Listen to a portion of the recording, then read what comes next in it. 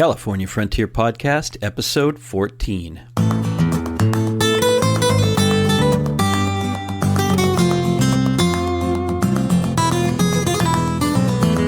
The California Frontier Podcast is dedicated to helping you explore the Golden State's unique history, culture, and environment. I'm Damian, and I'm your host.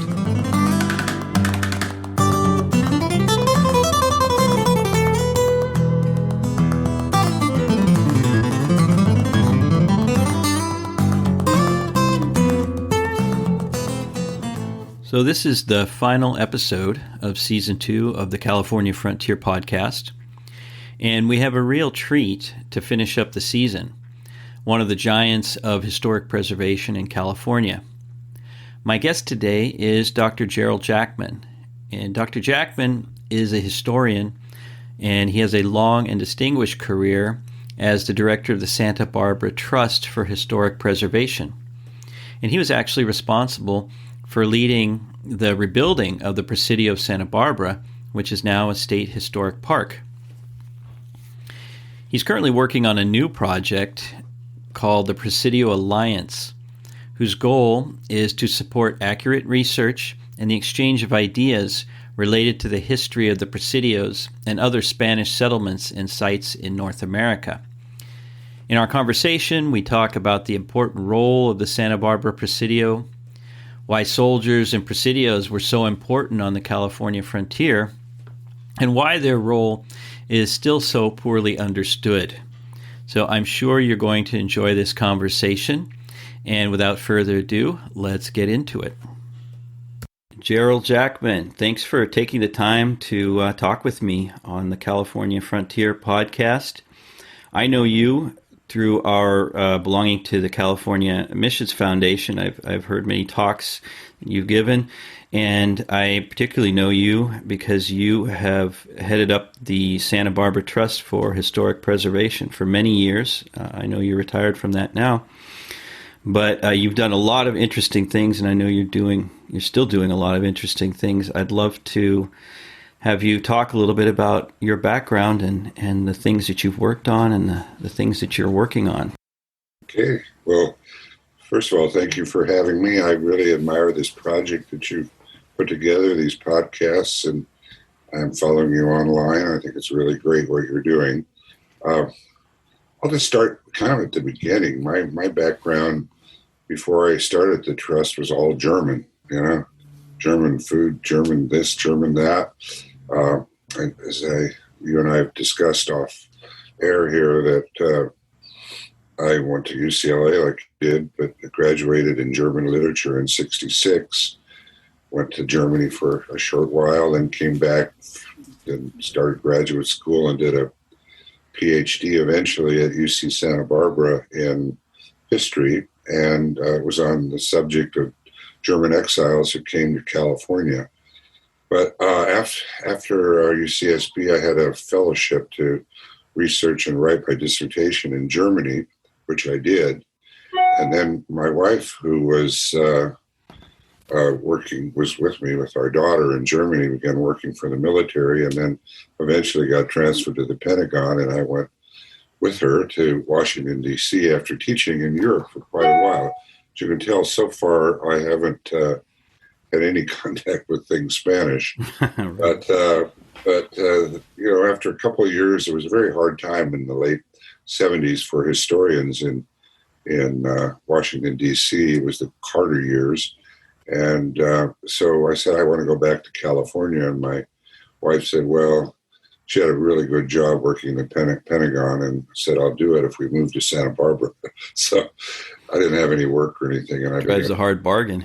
Yeah, got it. Well, so I began teaching that circuit rider type of teaching. We were living in Santa Barbara. I taught at Occidental College, Cal State LA, a couple of community colleges, and then I applied for the job at the Trust for Historic Preservation with a little bit of public history background in DC, which I don't need to go into here. So I got hired to be the first paid administrator at the Santa Barbara Trust for Historic Preservation with this funny project called Rebuilding the Santa Barbara Presidio. And this project had been going on since the early 60s. And they had made pretty good progress.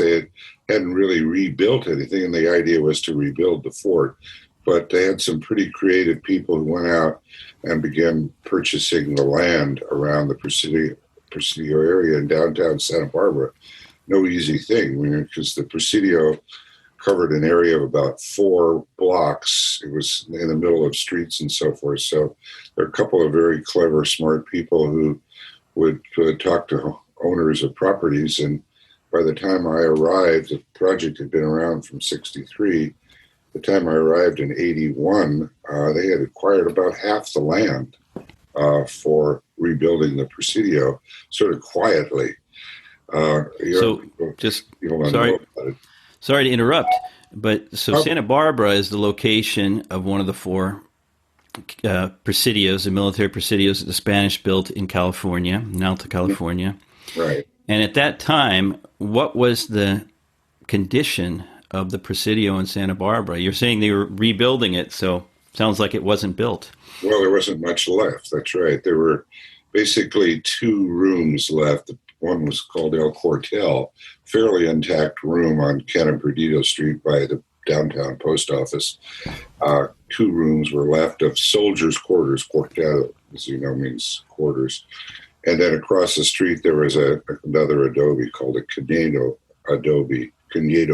adobe, which is another 2 rooms. So of a fort that had dozens of rooms, a chapel, and was completely enclosed to the size of a 4-block area, that's what was left. After earthquakes, streets cut through and demolished buildings, etc. There had been portions of the commandant's quarters left from the 18th century, but that went down in the 1925 earthquake, so there's not much left. But let's compare to what else is out there. San Diego had 0 left. They're on the hillside above Old Town San Diego. There's nothing but foundations there.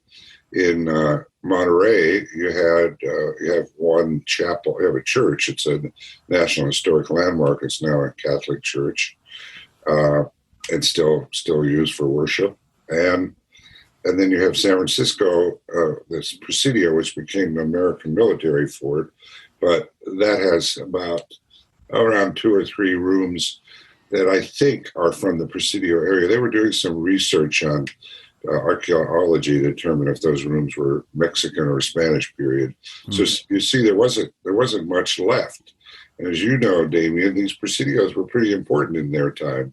Really as important as the missions, but as towns grew up around them or whatever, they were more or less abandoned, whereas the 21 missions were pretty much saved. And so pretty soon I came to without much background in this period of history, I came to the conclusion this was a pretty important project, that it would be an opportunity for the world to learn about the Presidio history that people heard about and always associate with the American fort that came in during the American period after the Mexican War and California became a state. So that was something. I had enthusiasm for the project and was happy to try to make it happen, and spent the next 35 years trying to make it happen, and quite a bit has been rebuilt since that time in 1981.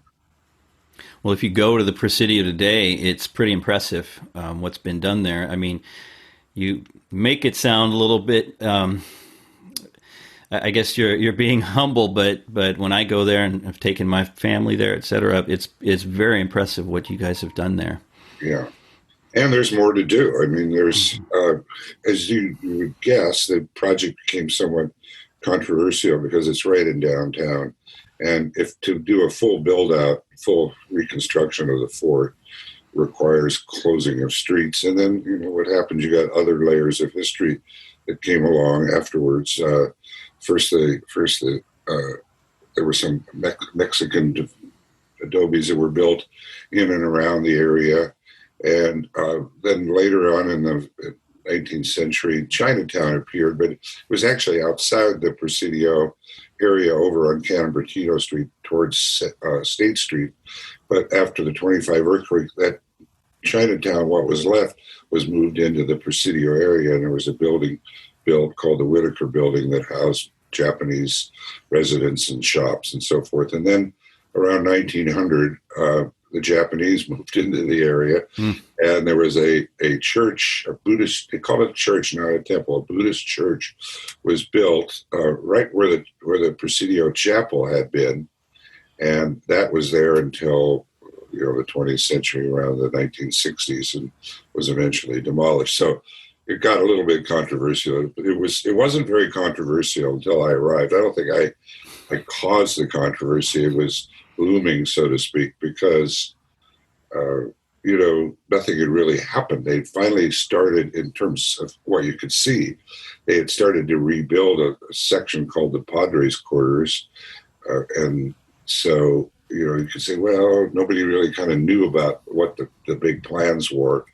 But then when the trust started to buy some other property and people started to see what was going to happen, it got quite controversial. So from around 81 to 90, I spent a lot of time at City Hall, State Park Commission meetings, etc., and finally came to the conclusion, it was approved by both the city and the state and the trust, to build about 2/3 of the Presidio, leaving the streets open. And when I left, about a little more than 1/3 of the Presidio has been rebuilt. So there's a whole section still of the front gate area where the corrals are and the soldiers' quarters are that really should be rebuilt, because it's there's a jail there, etc., front gate, and then there's a bastion that could be rebuilt. Those would all be very important for interpreting the history of that particular site. But it takes a while, these projects, you start out, and how do you do a reconstruction? Well, you don't just say, okay, let's get an architect. You have to do a couple of things. You have to go through all your documents, what's available, and what is available at the Presidio for the Santa Barbara Presidio doesn't exist, as far as I've ever found out, anywhere else.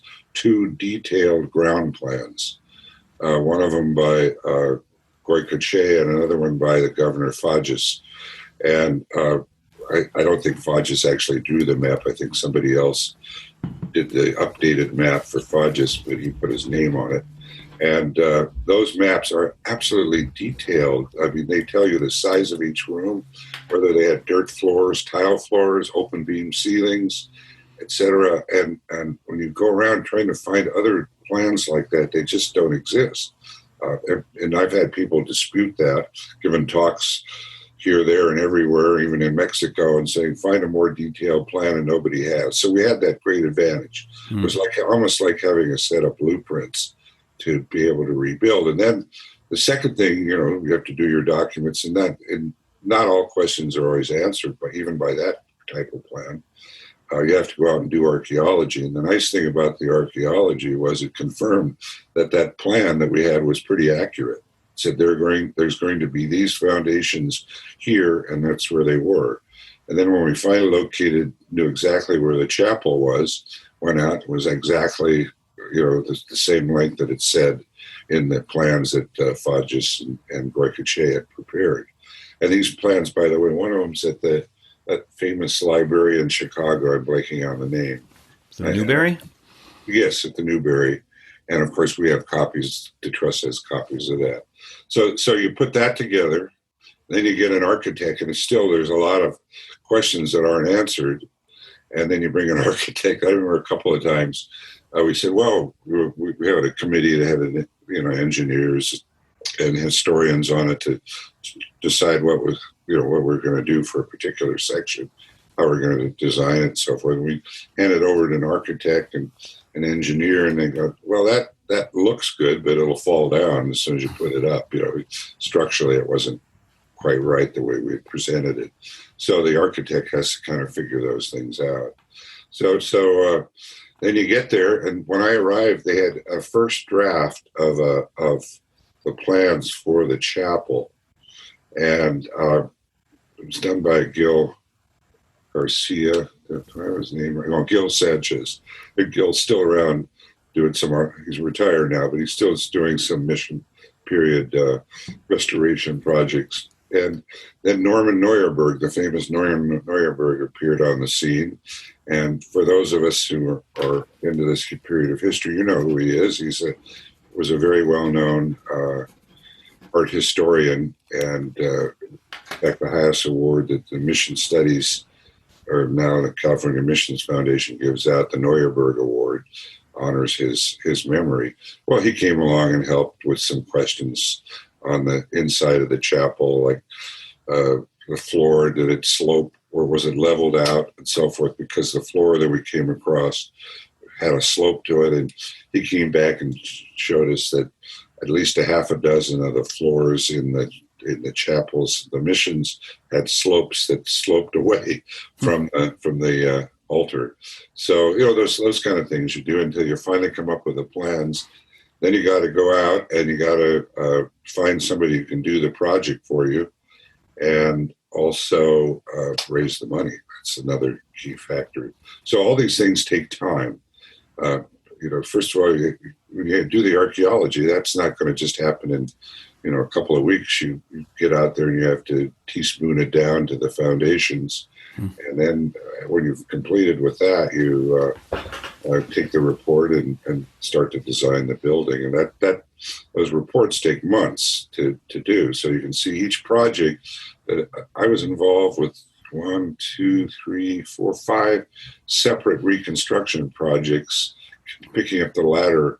And each one of those took several years to do. You know, the chapel itself, we started, they started in the late 70s to design it. Then we started to actually build it around 1982, making adobe bricks and everything. So I hope I'm not going on too much here, but you can just see the complexity of doing it. And then what I got out of all this was they did this on a frontier. Mm-hmm. You know, they did this. They didn't have the same labor force. They didn't have trucks and tractors and backhoes and so forth. They were out there putting this thing together without all the equipment that we have today. Although I have to say this, that when you build an adobe, you have to make an adobe brick, right? And you still have to do it the same old way. You pour it into a form, and you try to make something that does 4 bricks, and you pull it off. And we had to make 30,000 bricks for that chapel, weighing 50 pounds each. And those bricks have to be moved about 3 times. I think overall, I determined that there were 33 to 4 million pounds of adobe bricks that were picked up and moved around when the whole Presidio was built. So anyway, you can see the complexity of doing something like this and then being accurate. We found the foundations, and we made sure that the chapel was the actual length of the foundations. And we knew the height of the building because the plans that we had from Goycochea, and he was the commandant of the Presidio during the construction of it.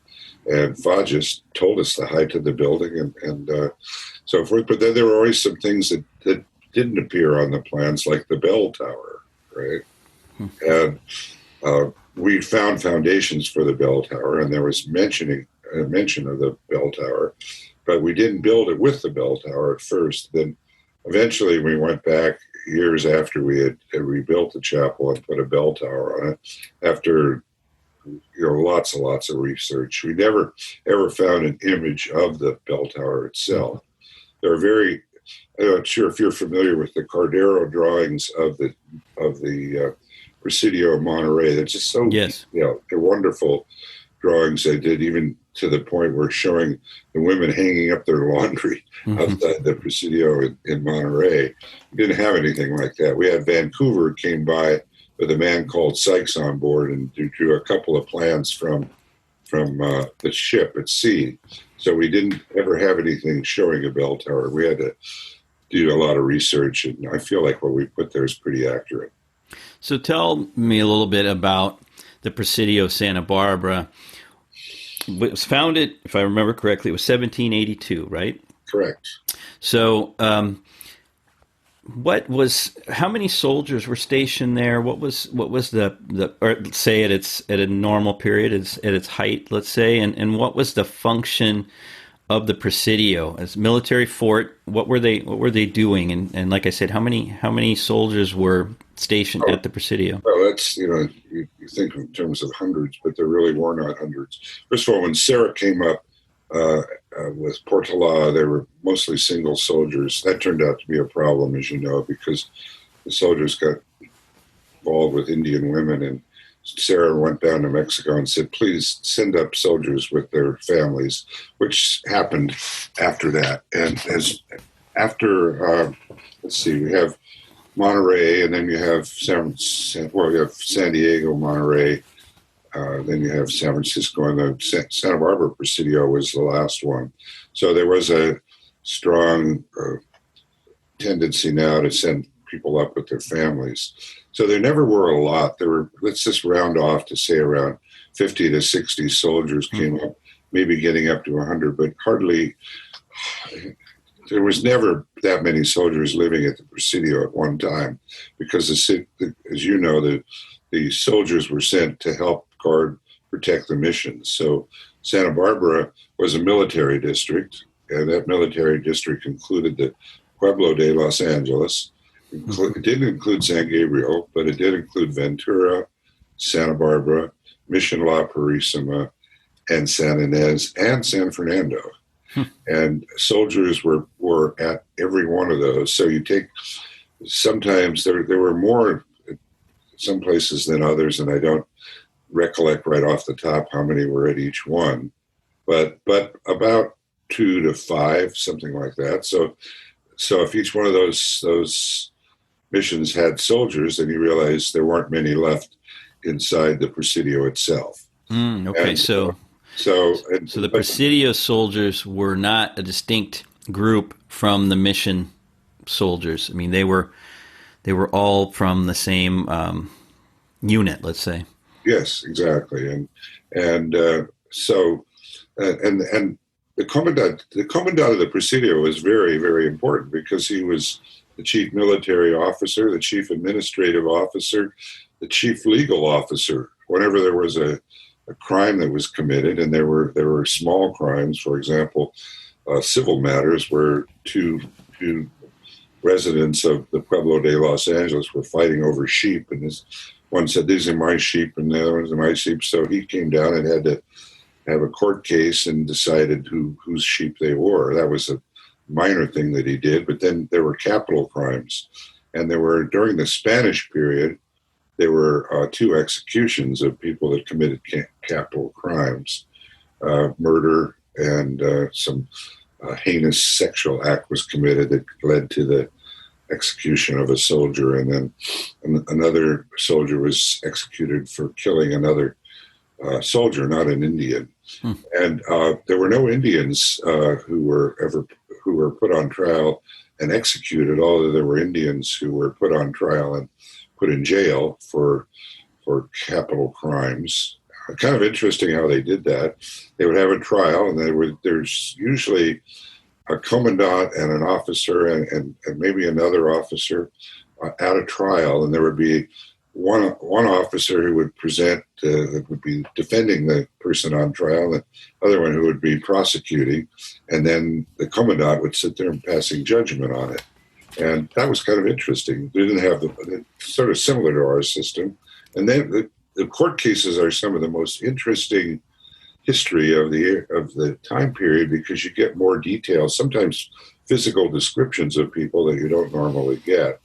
But the trials were interesting. I think they go on for 50, 60 pages of testimony, and some of the richest history of early California is to be found in those trials. So I'm going on here, but the Presidios were very, very important in each district. From San Diego had its missions and its legal matters to deal with. Santa Barbara, same thing. Monterey, same thing. San Francisco, and they all reported to the Viceroy in Mexico City. So, what would you say when you started at the Presidio in the '60s? How much did you know about Spanish Presidios, and what would you say were some of the most interesting things you discovered along the way? Well, let me just say that when I was living in Europe, after I was working on my dissertation, and first of all, to answer the question, I didn't know anything about presidios. But I did know something about Roman forts, and that was because I was teaching for the University of Maryland. The university had a European division over there that taught the 1 million soldiers and families, and I was hired to teach both European and American history. And I found out that, well, you're in Europe, you got lots of European history right around you. And we were living near Frankfurt in a city called Darmstadt. And just to the north of us, there was a Roman fort that had been reconstructed by the Germans in First World War. And it's in a rectangular shape, and it's called a presidium. And I go, So I would take my students to that. And by the way, that one near Bad Homburg today, blanking on the name of it right now, has been declared inscribed as a World Heritage Site. And so it's even though it's a complete reconstruction, the fact that it captured that period of history in a way that had never been done in Germany before, the Roman history and the wall, they built limes that in the same way that Hadrian had a wall built in England. So I had that background. Then I came to Washington, and then to Santa Barbara, and I really didn't have any background, but I sort of scratched my head. So here I'm going from this Roman fort to this Presidio in Santa Barbara, and I spent the next 35 years inside that fort. So I'm always sort of trying to connect things to Europe because I spent so much time there. And these Roman forts really are related. They were built on a frontier in the same way that the Spanish were.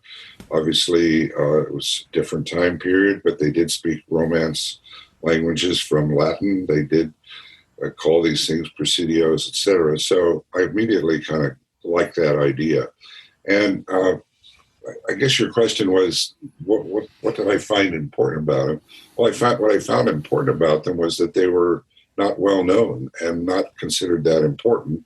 And it seemed to me that because the early Californians who came here as colonists usually started out not in the pueblos. There were two of them. There were some of our early California people in San Jose and also in Los Angeles and a little bit in Santa Cruz.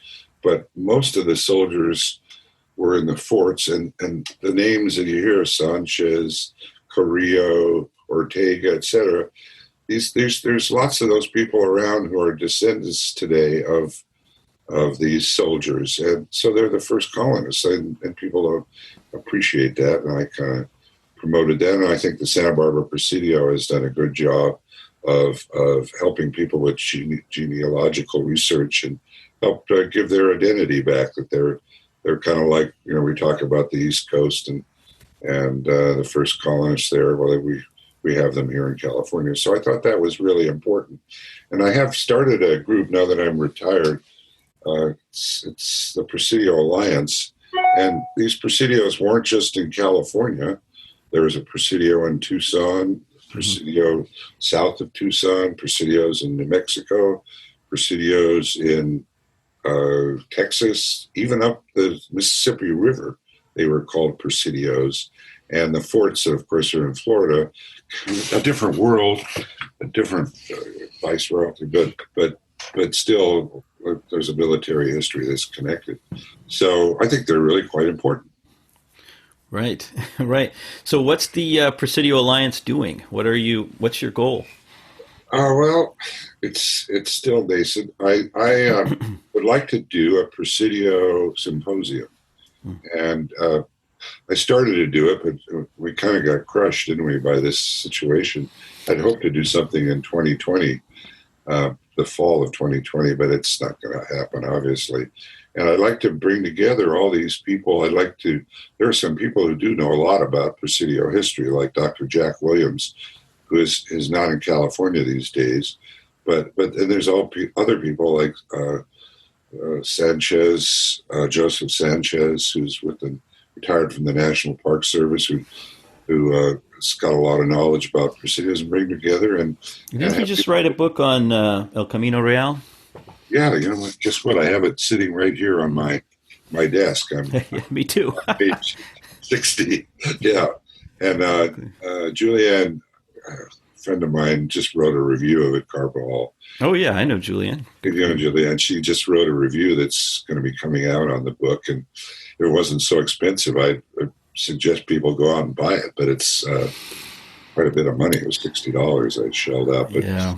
But I don't know if you noticed in the beginning of that book that he says that what inspired him to do this was he was a keynote speaker at our symposium in Santa Barbara that I convened with Julianne on the idea of making El Camino Real to California a possible World Heritage Site.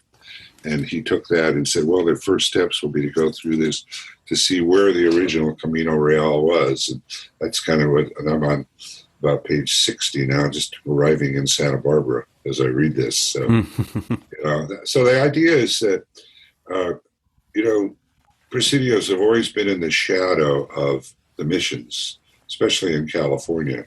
Oh, yeah, they were there. They were these soldiers, right, who did all these things and bad things, oftentimes, that we hear about. But there's another side to the presidios. In some ways, in their time, they were equal, and depending on how you look at it, maybe even more important than the mission in the colonization process.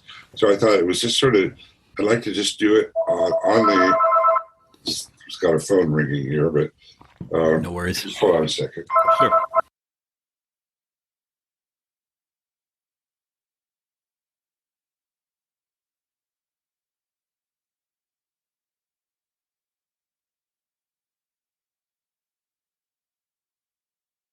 Where was I? You were talking about Santa Barbara and the the symposium that we did then, and how this Camino Real project. Now, when I left the trust, I felt like that was not something, it was too big for me to take it on alone. I passed it on to the California Missions Foundation, but that's kind of, I don't know, nothing's really happened on it lately. But I still think that project's important. And the way he was looking at it, he sort of divides in this book, El Camino Real, he does divide it up into the 4 military districts. And Julianne has done some research. And we decided that the best way to kind of approach a detailed study of early California with this Camino Real in mind was to do the 4 military districts and have people do research in those areas and then do comparative studies of what happened in those 4 military districts. And I did, before I left the trust, I spent about a month putting together a timeline.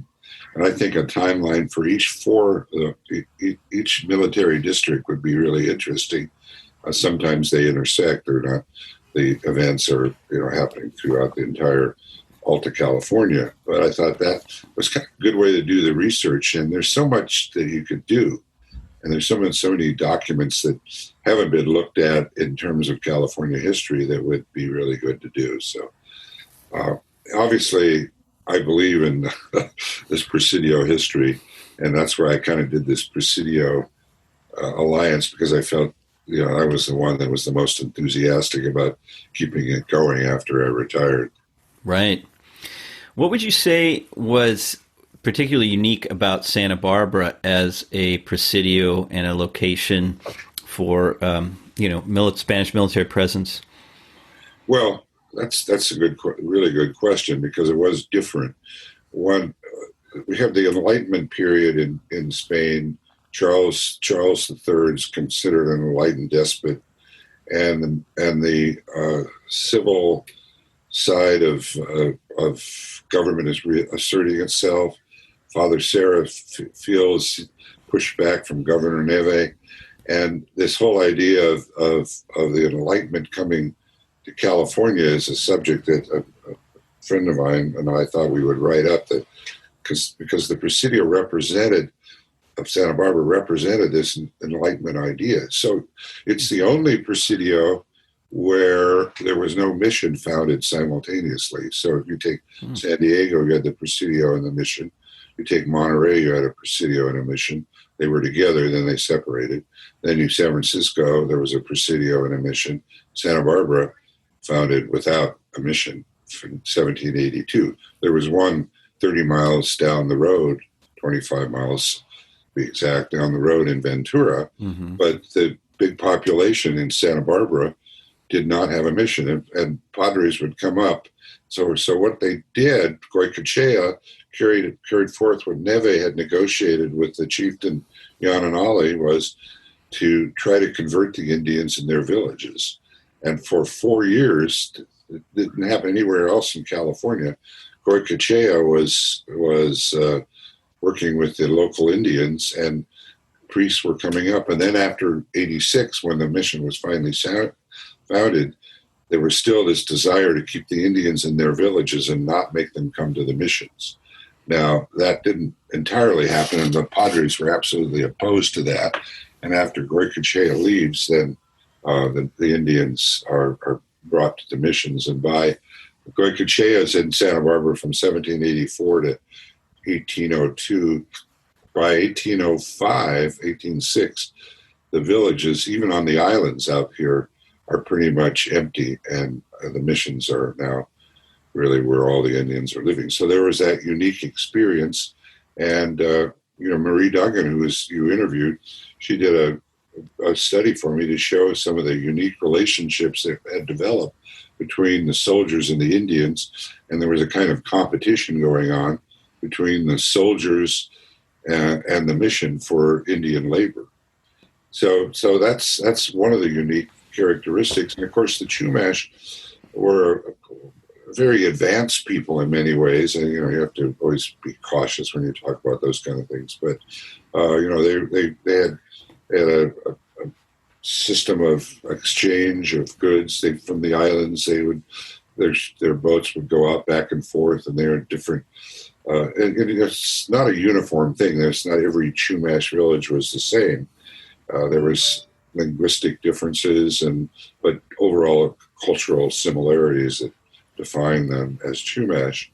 So that there was just this encounter, a unique encounter between the Indians and the soldiers, and not always violent. There was incidents of violence in these encounters, as there always would be. And I found that there was even some marriages between Indians and soldiers, but not a lot. Mm-hmm. And then one of the things I consider one of the major events that helps us think about this time period was around 1788. The Presidio Chapel had been rebuilt, and Yananali, the chieftain's son, had died, and he was about 5 years old. And this chieftain Yananali had a relationship with Goycochea, and that son was buried in the Presidio Chapel. It's the only Indian buried in the Presidio Chapel. And as you know, most Indians were put in mass graves.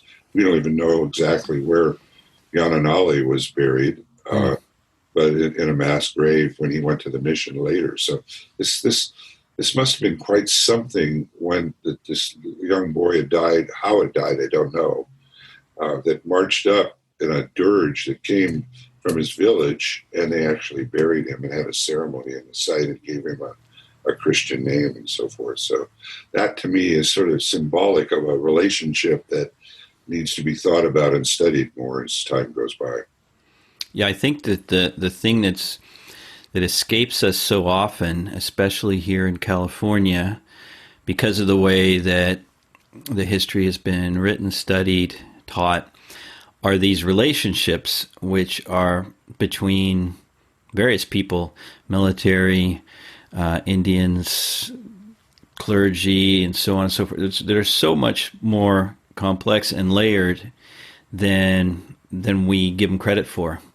And when you get little stories like that it's sort of the tip of the iceberg, that it tells you something about a relationship that was there that you wouldn't have known otherwise. To me, those are the type of things that really help us understand that all of history is a story of human beings and the web of relationships that they create. Yeah. Yes, it's interesting. I did an adult ed course where I took that story that I just told you, and the course was held at the Presidio, and I walked. There were about 25 students. I walked them to the front gate, and I said, "Okay, now let's think about this." When we talked about that, this young boy was brought, and we walked up the street, across the street, and into the chapel, and then that really fired people's imagination to think about that moment in time, that 1788, that actually happened on that location. I couldn't agree with your point more. That was, but I think there's stories like that.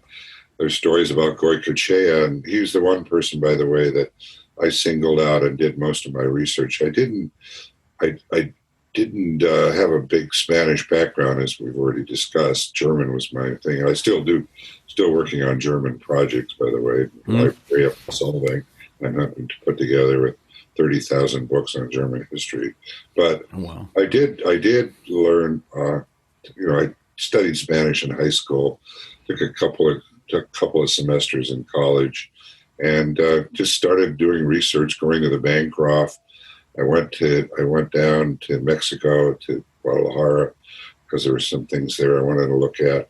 I went to Goycochea's birthplace in Cosala, which is near Mazatlan, looking for some records. Went back to the Bancroft. Went to New Mexico State University. And there they have a great collection. I found a tremendous amount of material on Goycochea's family and how important it was, his Basque and so forth. And I had a grant from the Spanish government, could read enough Spanish. Speaking of Spanish, that I went to various archives, including was Archivo de las Indias in Seville, and the military archive in Madrid, and one in Segovia, and scooped up all this information on Goycochea. And I haven't done a full manuscript, but have published 3 articles on his life. And he's a unique character, that's for sure. What makes him unique? Well, one is Basque heritage. Mm-hmm. Though there were a lot of Basque, ethnically Basque officers and soldiers in California and Mexico. You often hear about the Catalans, but also the Padres were. La Suen was a Basque. And you just go down the list. Sarah was Catalan, right? But Mallorcan, but spoke Catalan. Right. Mallorquin version. So yeah, that's the other thing. There's this ethnicity in California that's quite interesting. And I talked Anza was Basque, right? Who's that? Anza. Absolutely, yeah. In fact, we went to the place where Anza was born, and Anza was born in the New World in a little Presidio, blanking on the name. It's on a hill just south of the Mexican border, below Arizona.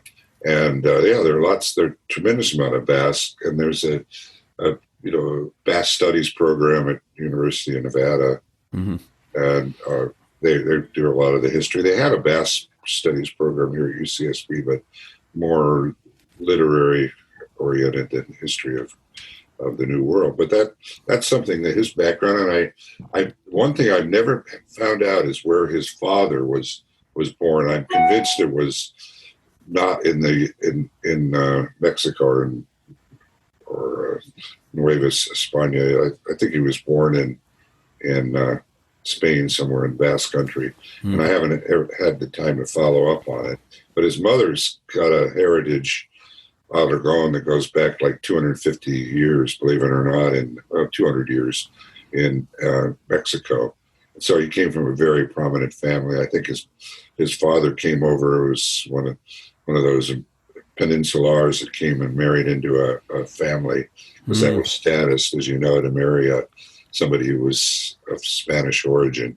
So I've traced that history, and then we haven't got time. I could give you a whole session on him sometime, of who he was, where he came from, why he was selected to do this, how he ended up his career as the governor of Baja California, where he died in Loreto in 1814 and so forth. So I think that's that there aren't a lot of biographies on these comandantes, but there's some very interesting ones, and that would be, somebody said I published an article on it, or actually, yeah, local article here on him, and somebody said this was a good example of what more research and histories, biographies that should be done, and I hope that does happen.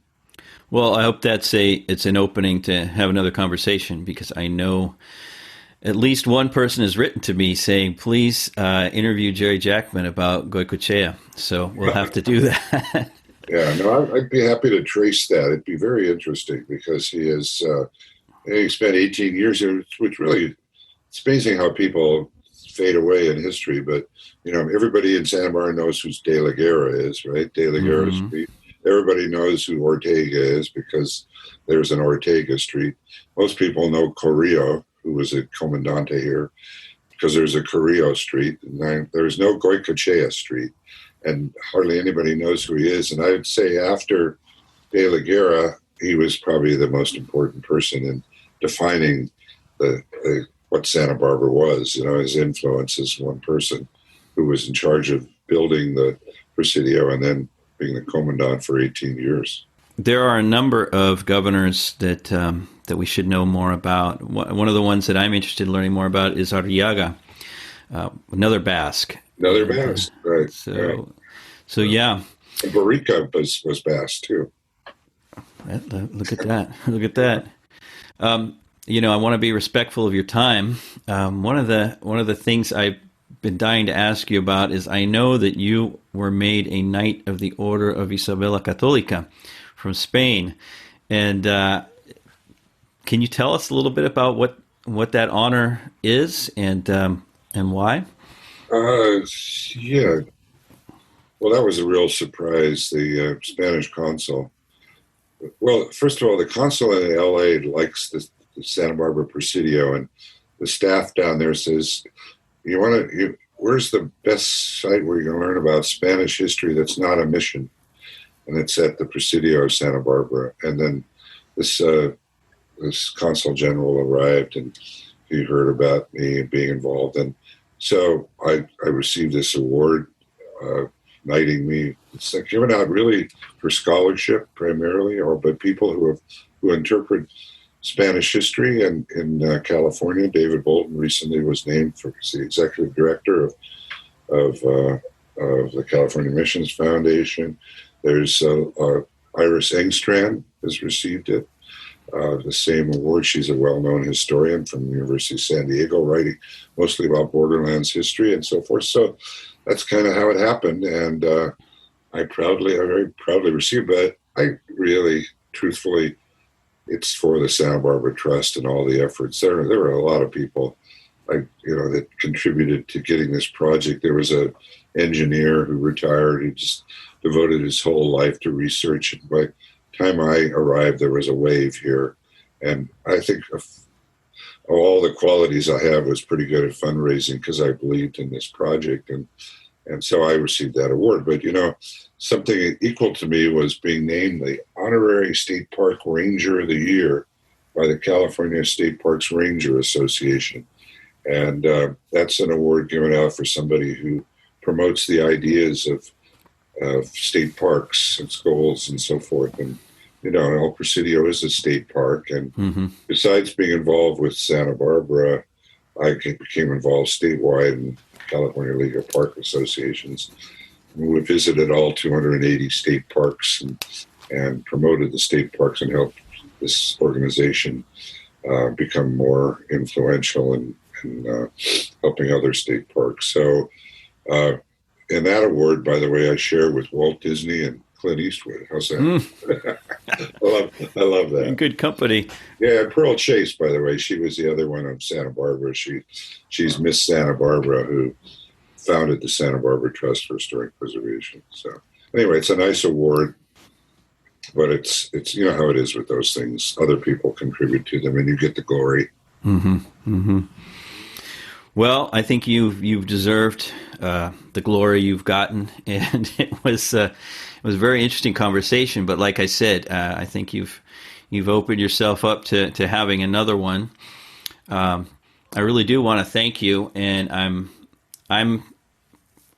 I've got my name involved in the Presidio Alliance, so I'm looking forward to doing more work with it as our new situation permits. And so I really want to thank you for taking the time to talk to me. I want to thank you for having me on. I'm happy to come and talk about Goicoechea sometime, and I really do appreciate what you're doing with your project, and you're kind of keeping it alive. You're not the only one, but you're one of the major forces in helping us come to a balanced view of this period of history and how interesting it is at the same time.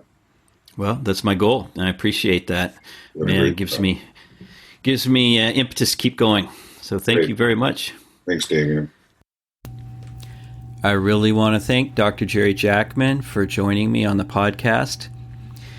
You know, the Presidio was such an important institution on the frontier, and we still generally don't know enough about it. And that's why we need experts like him to help us understand better this really central but oftentimes poorly understood aspect of the very complex history of early California and the Southwest in general under Spanish rule.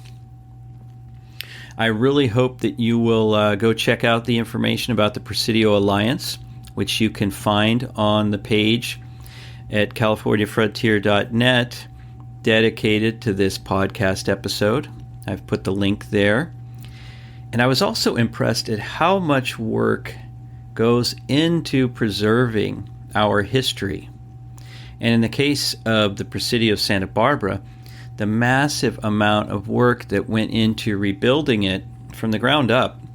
And I know that it continues to be a place where important archaeological work is done that we all benefit from. So I hope that when you can, that you go to Santa Barbara and visit the Presidio of Santa Barbara. You're really going to enjoy it.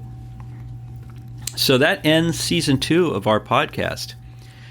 I've already started working on Season 3, and we're going to have some more fascinating stories from the frontier, some snippets of history, of things that perhaps aren't so well known, and of course some great interviews with experts who really can peel back the onion, so to speak, on this fascinating place that is California.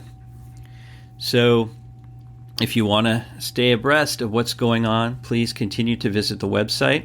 If you want to know when the new season is ready to start, sign up for our mailing list at www.californiafrontier.net. And please be sure and let your friends know about this podcast.